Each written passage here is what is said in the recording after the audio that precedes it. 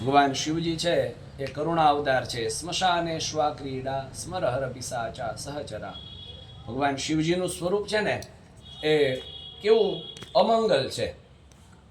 આખા શરીર ઉપર ભસ્મ છે લગાડેલી છે, સર્પોની માળા પહેરેલી છે, મુંડની માળાઓ ધારણ કરેલી છે, જટા છે એ કેટલા સમયથી આમનામ પિંગળી થઈ ગયેલી જટા છે, અને પિશાચોની સાથે રહેવાવાળા છે. એમનું સ્વરૂપ જોઈએ ને તો એવું લાગે કે અમંગલ છે, પણ તથાપિ સ્મર્તૃણામ, જે ભગવાન શિવનું સ્મરણ માત્ર કરે એનું સદાયને માટે ભગવાન છે ને એ કલ્યાણ કરી આપે છે. એટલે શંભ સદા શિવ ભગવાનને પ્રાર્થના કરવાની. ને આપણા શાસ્ત્રો તો એવું કહે છે ત્યાં સુધી કે જે ઉત્તર વાહિની હોય ને એ પછી નદી હોય, કોઈ વ્યક્તિ હોય, કે ઉત્તર દિશાની અંદર જે જળનો વિક્ષેપ થતો હોય, ઉત્તર દિશા છે આમ વિજ્ઞાનની દ્રષ્ટિએ જોઈએ તો એ ગુરુત્વાકર્ષણની દિશા છે, અને ઉત્તર દિશા તરફ કોઈ પણ ઉર્જા છે ને સ્વાભાવિક રીતે ખેંચે. એટલે ગંગાનું વારાણસીની અંદર મહત્વ છે. એનું કારણ તો કે ઉત્તર વાહિની ગંગા છે, એટલા માટે એનું વિશેષ મહત્વ છે. એવી રીતના માણસનું શરીર છે ને, આ શિવલિંગ જે છે શરીર, એ પણ ઉત્તર વાહિની બને કે ઉત્તર દિશા તરફ ગતિ કરનારું બને. સામાન્ય રીતે મનુષ્યના શરીર છે એ દક્ષિણ દિશા તરફ ગતિ કરતા હોય. ઉર્જા છે એનો સ્ત્રોત એના કે એના પ્રકારે એના નીચેથી નીકળી જતો હોય. પણ જ્યારે સાધક સાધના કરવા મળે ત્યારે એમની ઉપાસના દ્વારા છે ને એ અંદર રહેલી ગંગા છે ને એ ઉર્ધ્વગતિ પ્રાપ્ત કરે.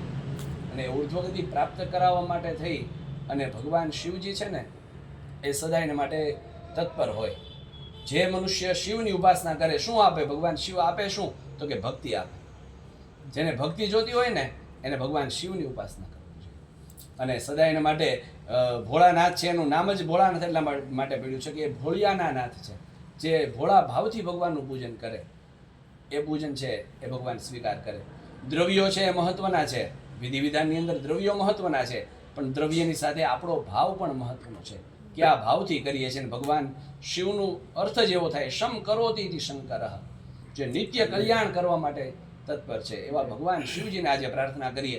બ્રાહ્મણો દ્વારા લઘુરુદ્રનો જે અભિષેકાત્મક લઘુરુદ્ર થયો અને આજ વિશેષ પર, અને ભગવાન શિવજીનું ખાલી એક જળાભિષેક, એક લોટો ભરીને શિવજીને ઓમ નમઃ શિવાય બોલીને અર્પણ કરી દેવામાં આવે ને તો પણ એમને આખી શિવરાત્રિનું વ્રતનું પુણ્ય પ્રાપ્ત થાય છે.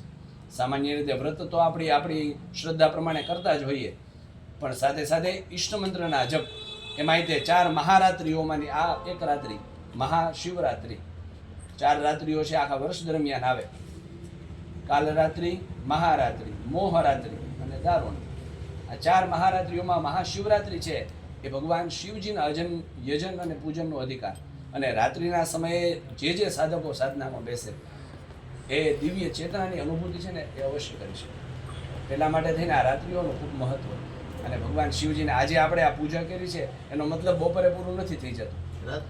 રાત્રે છે જગુભાઈ દર વર્ષે બેસે જ છે, અને કાલ સવાર સુધી એ ઈષ્ટમંત્રના, શિવ મંત્રના સતત અને સતત જપ થાય અને આપણે એ દિવ્ય ઉર્જાની પ્રાપ્તિ છે ને કરી શકીએ. અને એ દિવ્ય ઉર્જાથી જ માણસનું સંસાર ચાલે છે, આખું સંચાલન થાય છે. એ બધું એ